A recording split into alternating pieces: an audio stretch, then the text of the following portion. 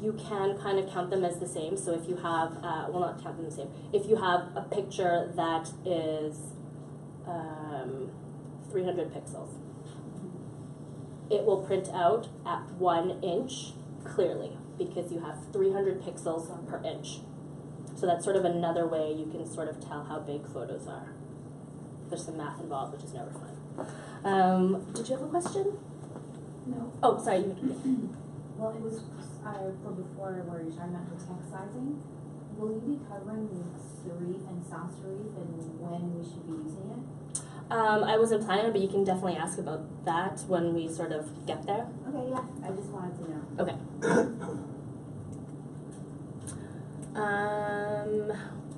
The rest was about how to save a PDF, but maybe we'll cover that sort of later once we get into design. Yeah. So if you're just worried about website design, then would you tend to actually have less dots per inch for better loading times? Yeah, and Juno will go over that. He's going to go over all web stuff, but yes, you would. Okay. This next slide is about offset versus digital printing. Do you guys want to go over this? Yeah, okay. So the two the two printing ways that you'll be faced with when you do business cards or anything for your company is offset and digital.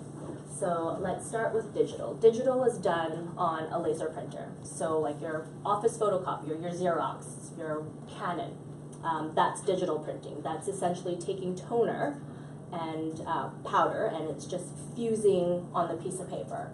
So quick, cheap, and that's what other printers do too, but with better quality toners when you're sending it up to get digitally printed somewhere. It'll be better quality than your office copier unless you have a really nice photocopier in your office, which is also possible. It's good for if you're printing low quantity things, 50, 100 business cards, 200 business cards, 500, the line's a little bit blurry.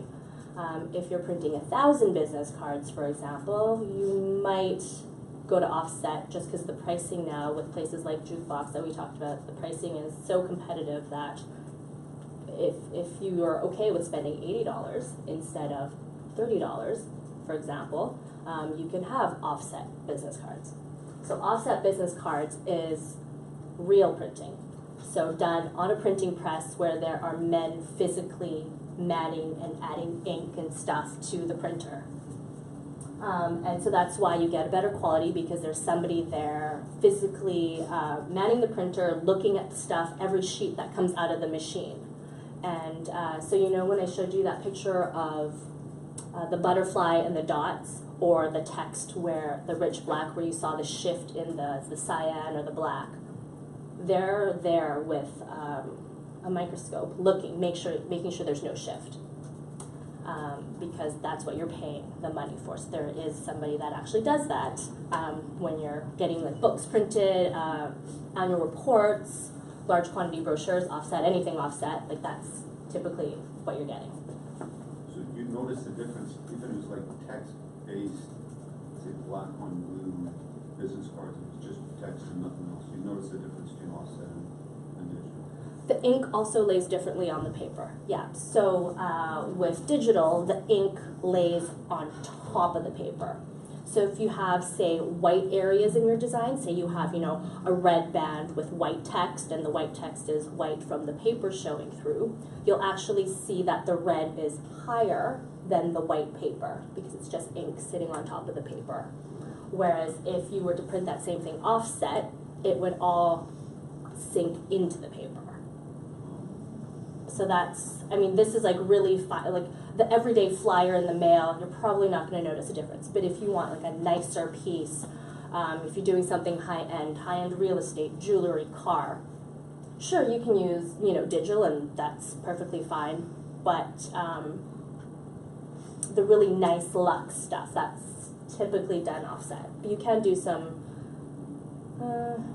you can mix some offset. those are the two differences, generally speaking. Yeah. Any other questions? Do you want to ask your question about type? Because I wasn't really going to cover anything. So what was your question again? We often come across serif and sans serif, and I was wondering if you could explain that, and also when is it best to use serif and sans serif? Okay. So what you're asking, I'm just going to go back and refer to something, is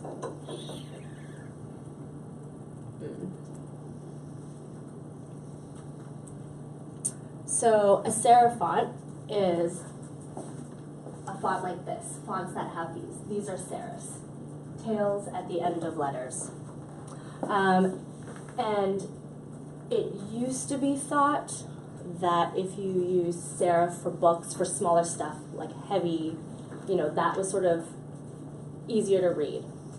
But now it's really not. It's more just based on your choice of the actual typeface you choose.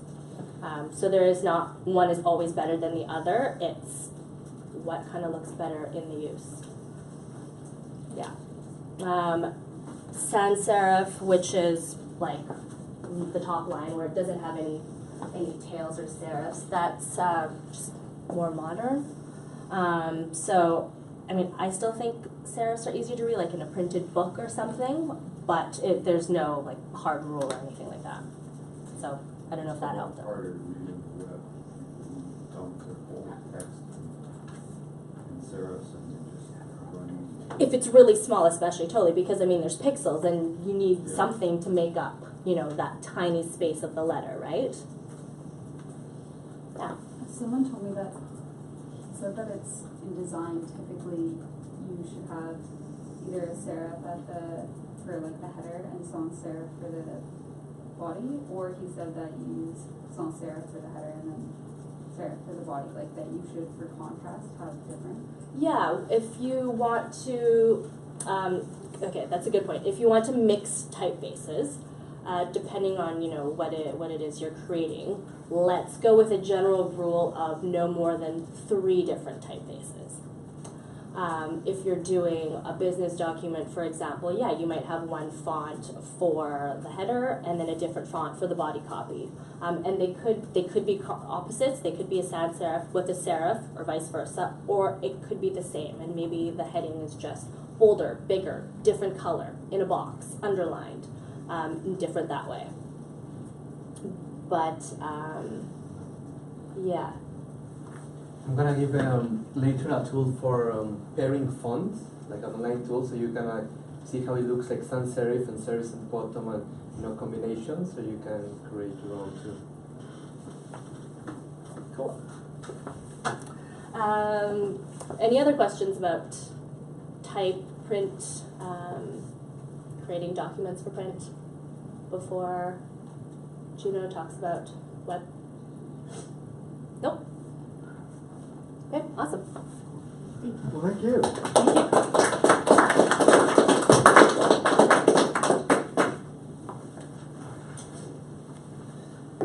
Are we having a small break, version break or something? Or?